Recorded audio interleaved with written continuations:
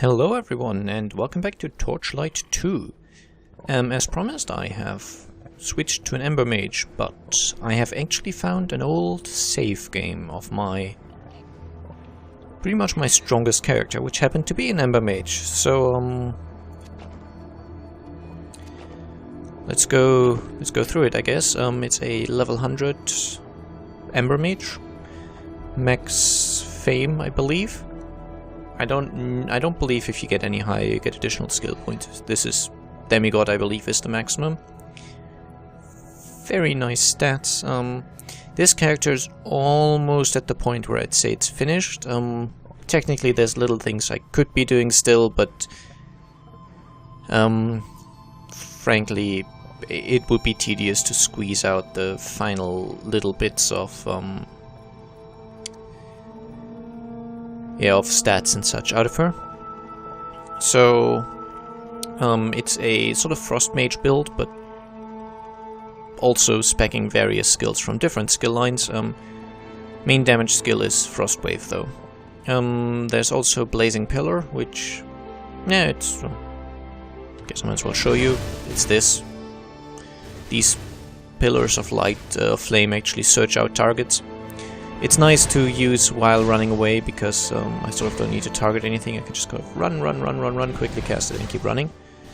Not necessary at the current difficulty, by the way, but you get the point. I have Immolation Aura because it gives me 15% damage reduction. That's really the main reason I have it. It also allows me to automatically break sort of breakable items that I get close to. But the main reason I have it is the 15% damage reduction. Bit of Charge Mastery, bit of Elemental Attunement. The attunement is mostly to increase the duration of my my elemental effects. Frost skills, I have Hailstorm. This applies a debuff to enemies, which makes them 60% more susceptible to ice and electric damage. It also has a chance to stun, a chance to freeze, and does a little bit of damage. Eventually, the most important purpose of this is the debuff, so that I take more damage from Frost Wave. I also have Frost Phase spec'd, which is this nice little teleport. I've set it to one of my mouse buttons. This is a really nice skill for running away, and also a very nice skill for mobility, allowing very quick movement. Frost Wave, pretty obvious. It sends out these sort of, at this point, 5 Frost Waves, which somewhat seek out enemies. I don't actually know if they do. I think they just bounce off and hit stuff. Anyway, very nice AoE, very nice damage, and yeah, as I said, main damage skill in this build. Then there's Ice Prison, which it's just a very nice crowd control skill. Looks like this. I can pass through this like it wasn't there. Enemies cannot, they would have to destroy it, and if they destroy a pillar they actually take damage. The cooldown is reduced heavily in this build, and it is also set up so that when they get destroyed they do damage. So what I can do very nicely here is essentially I can re-summon them on the spot and basically make it a huge blast of damage whenever I resummon them, because they explode when they get destroyed, and if I resummon, the old one gets destroyed, thus explodes. Fairly nice bomb AoE damage skill for a 2-second cooldown.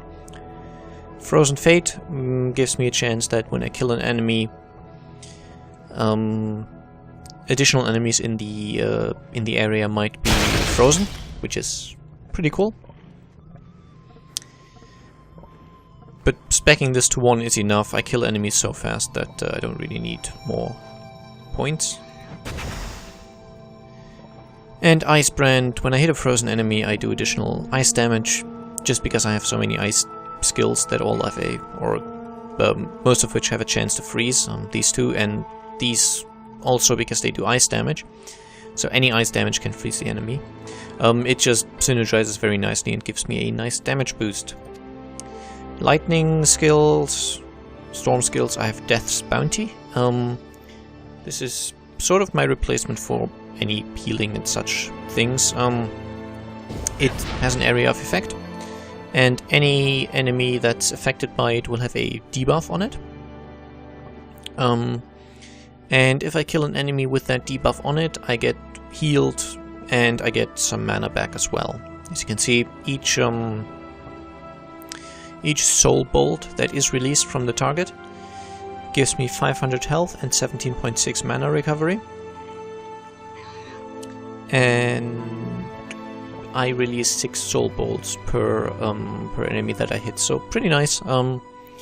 Probably won't be necessary because I'm actually only in New Game +3, so New Game +++ that is, which means I'm probably still really overpowered. And then there's Thunder Locust, which is a target location lightning effect thing, which is quite nice to hit enemies at a given spawning location, I guess. Now I farmed all of her equipment, well, much of it actually I farmed on other characters, and I farmed all this while she was still in New Game. So I leveled her to 100 in the first playthrough, using the Mapworks Infinite Dungeons. Apparently just by standing close to the dummy I just debuffed him. Interesting. Anyway, and then when I was deciding to move her to New Game Plus to use her for the LP, which was about 2 weeks ago maybe, she went from New Game to New Game Plus 3. It's basically when you go into a New Game Plus tier, the game decides based on your level which one it sends you into. So basically, if at the end of New Game you've done so much off-screen, so much leveling, not off-screen, but so much additional leveling in Mapworks, for example, that you're level 100 at the end of New Game, and you then decide to move into New Game Plus, the game decides, okay, New Game Plus for level 100 characters is going to be pointless, we're going to move you into New Game Plus instead. So this is technically the second playthrough for her, but the New Game tier is actually the 4th one. So, yeah, her equipment it's basically based on a Steam guide, pretty much unmodified really. This was one of my first characters, and in the beginning I tend to like playing characters that are pretty predictable and sort of tested out, I guess. So no surprises, just, you know, go with what works, and then I can experiment with builds later on once I've got a feel for the game. So I have 6 pieces of the Transcendence set, and this says Ascendant Armor. Essentially for each slot of the set there's 2 pieces, so there's 2 sets of chest armor, 2 sets of leg armor, 2 sets of boots basically, that count towards the set. There's Ascendant and Transcendent. That's which is why you can mix and match basically which ones you like. And this item has 2 Skulls of Richelieu, which these are very useful because they give such a huge bonus to your health. Unlike Vitality, which barely gives any health, you get, I think, 4.5 health per point of Vitality you spend, so not much.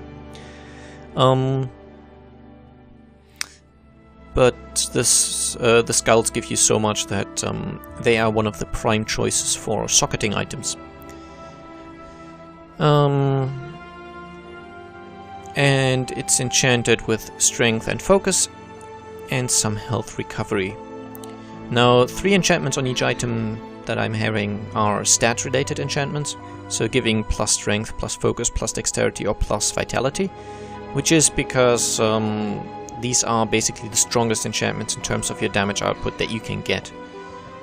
And the guy you get them from is called Boris the Stout. And most of these I have sunken millions of gold pieces into each item just to get powerful enchantments on them.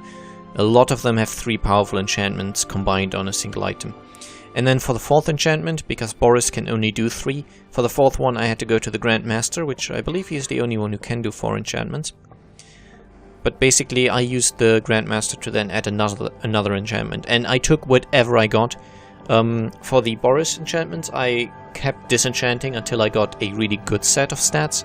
For the last one I took whatever. It would be insane to try and optimize the 4th enchantment as well. Just because it would take so long and so much money. Pants. Nice dexterity bonus. The +8 mana is a bit of a joke, but it's just what I got from the first Grandmaster enchantment. Bit unlucky, but meh. The boots also belong to the same set, but these are Transcendent instead of Ascendant. Again, as I said, same set.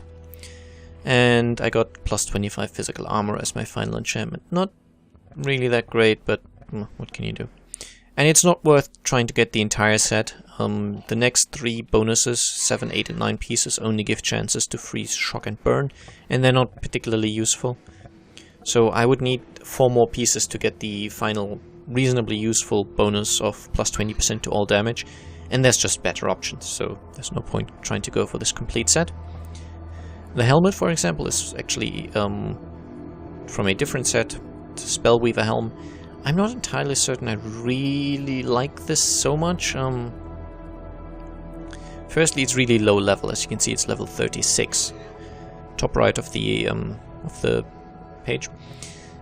And by the way, this is going to be talking me showing you the character, so don't expect too much action this episode. Skip it if you want action, I guess. The reason I use it is because it gives that +35% to ice damage.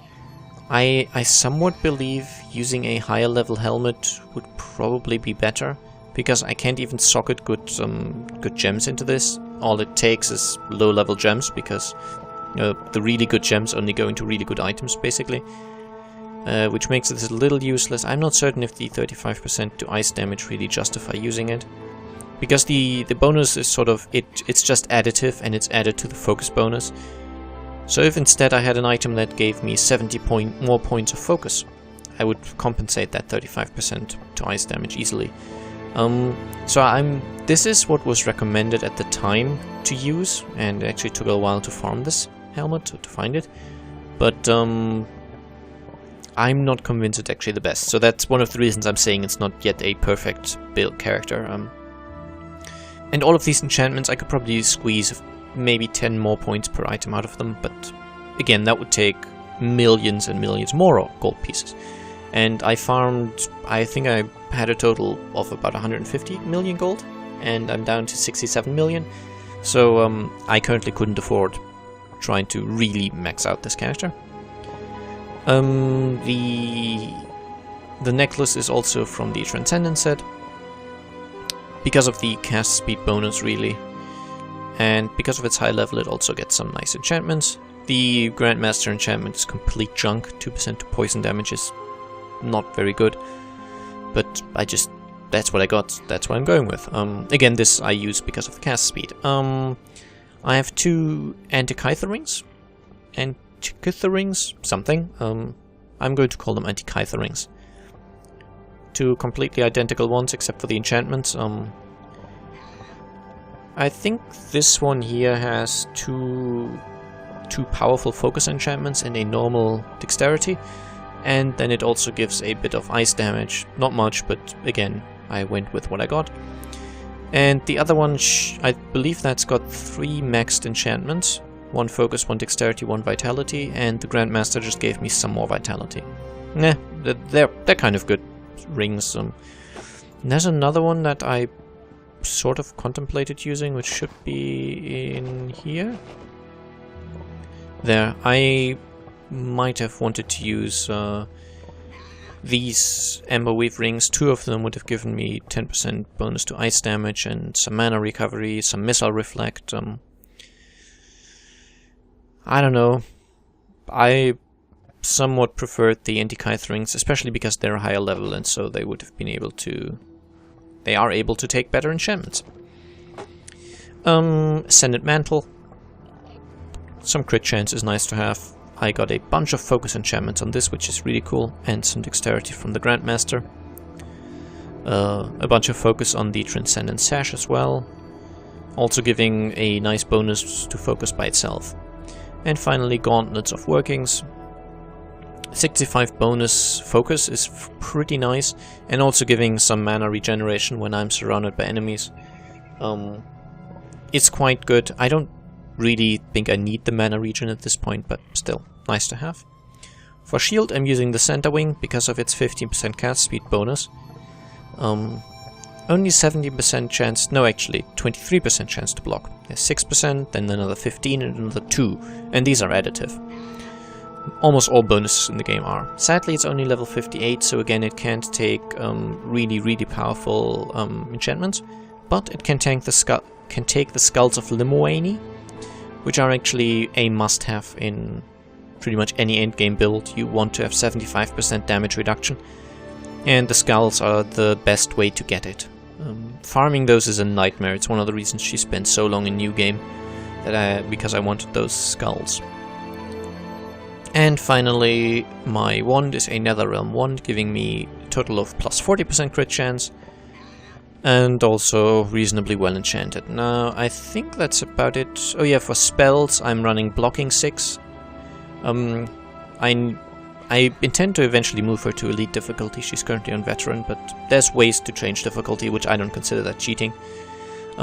So for that, I really need the shield. If I planned to take her to veteran only, I would have dual wielded 2 weapons, probably a wand and a Netherrealm axe.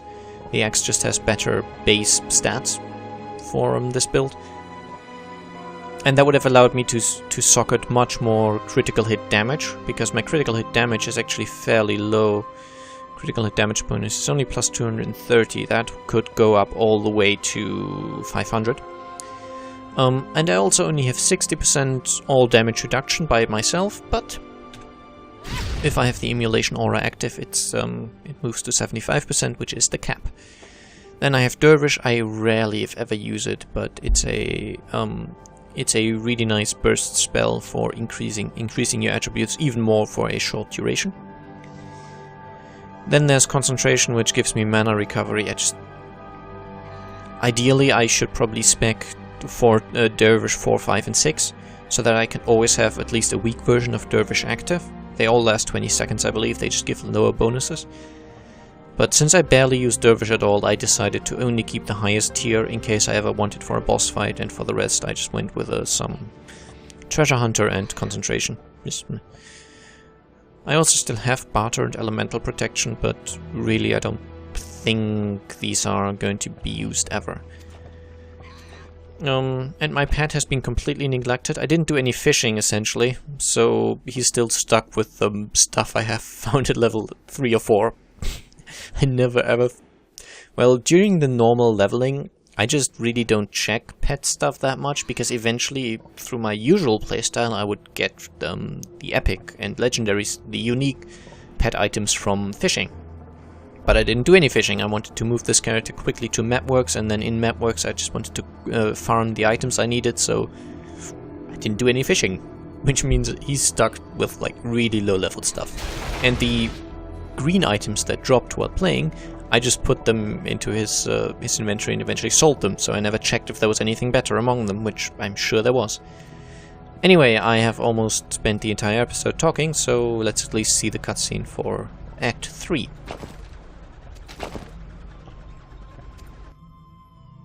And again, it's not going to be a very interesting cutscene. As I've said before, the game doesn't really try to have impressive cutscenes. These were probably... To the clockwork core and carries with him Ordrock's heart.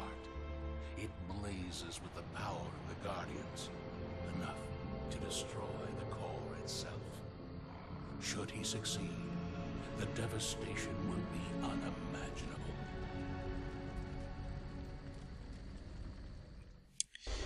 So unfortunately, the volume in that is really quiet in that cutscene, so even I could barely understand what they were saying.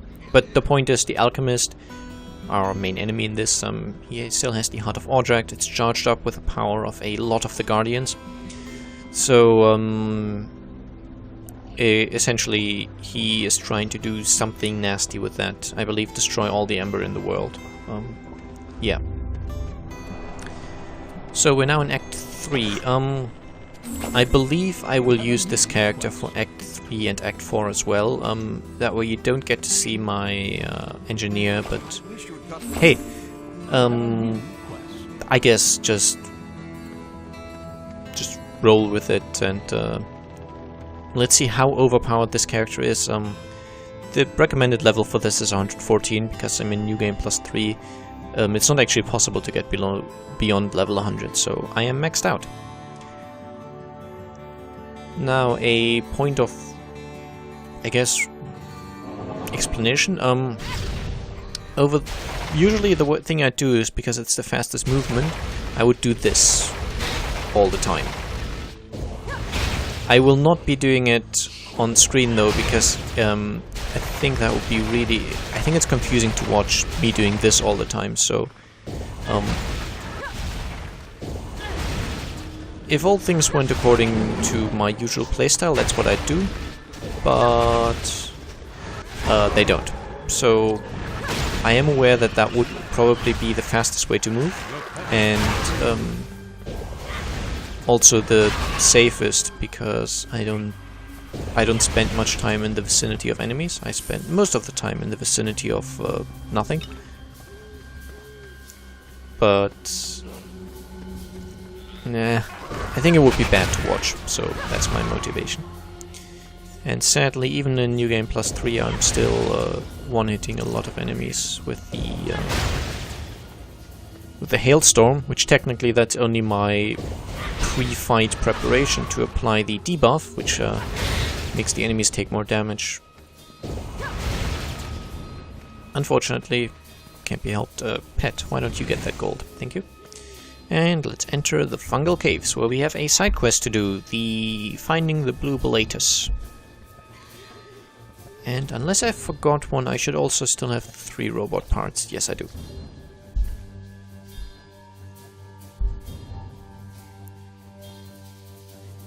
I could have probably made this a little more interesting if I'd gone into a higher tier of New Game Plus, but each playthrough takes a reasonable amount of time, and I just did not feel like playing through the game 2 or 3 additional times.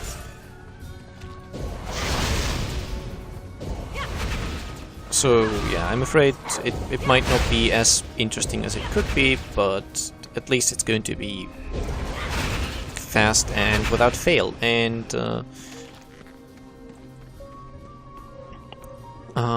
at least when I watch a playthrough like this, I like it when the guy playing it sort of gets through without much trouble, if you know what I mean. I did watch somewhat recently a Dark Souls 2 New Game Plus playthrough of a similar nature than to what I'm doing right now, by a German spy. And what he did was essentially, for each sort of section of the game, it's not quite divided into acts like this one, but essentially for each new section he chose a different character, so as to have some variety. And I preferred the sections where he used really good characters. For some others he used sort of builds that were fun to him, but not particularly optimized, and I found those to be less interesting because, I don't know, I like it when the gameplay goes smoothly and without much trouble. If you disagree with that, of course, feel free to tell me, and maybe if I do something like this in the future, I'll be aware. I myself I'm not so much of a creator of fun builds. Well, fun maybe, but the builds I make don't tend to be on the super powerful side of it. Sort of, I like to go with a theme. So, for example, when I build my own Frost Mage, I sort of applied the limitation to myself to only really use Frost spells, at least for damage. So I would use something like Immolation Aura for the damage reduction, but I would never have used I don't know, this. Wait, this. As in the Blazing Pillars. Nope, those were out basically. So a themed build like this can be a lot of fun, but they tend to be I guess not ideal. Going with a themed build is usually implies a bit of a sacrifice of efficiency, I guess. And so, yeah, for the build I use on screen, I guess I'm going with a more optimized build. Unfortunately, that also means they are fairly mainstream builds. And I'm just finishing this dungeon this episode so that we get some action at least, instead of just me talking.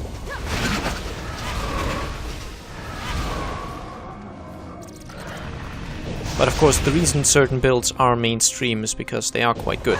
So I didn't want to use a subpar build just because it's not mainstream. That whole hipster idea of, oh, that's mainstream, that's obviously terrible. It never quite stuck with me. The way I see it, things are mainstream often, not always, but often because they are quite good. Especially in games like this. If everyone is playing build XYZ, it tends to be because XYZ works quite well. There are of course aspects of life where what everyone else does is not a good idea, but especially with this sort of thing, there's reason everyone is playing the build like this, and it's not. I think it's actually only the second best sort of Ember Mage build that I'm aware of. You could play another build that's, I believe, going to be a little stronger, which would be a and I came for the Bellatus Flesh, by the way, which would be a Prismatic Bolt build. Nah, nothing I want. Prismatic Bolt would probably be more powerful in terms of damage, and you would spec the exact same crowd control, you would spec Frost Phase and Ice Prison just the same because it's so incredibly good. But yeah, I just decided to go for Ice. I really like Frost Wave.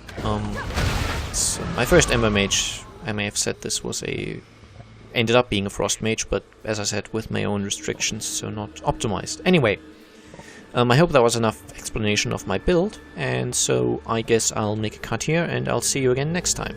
Bye bye!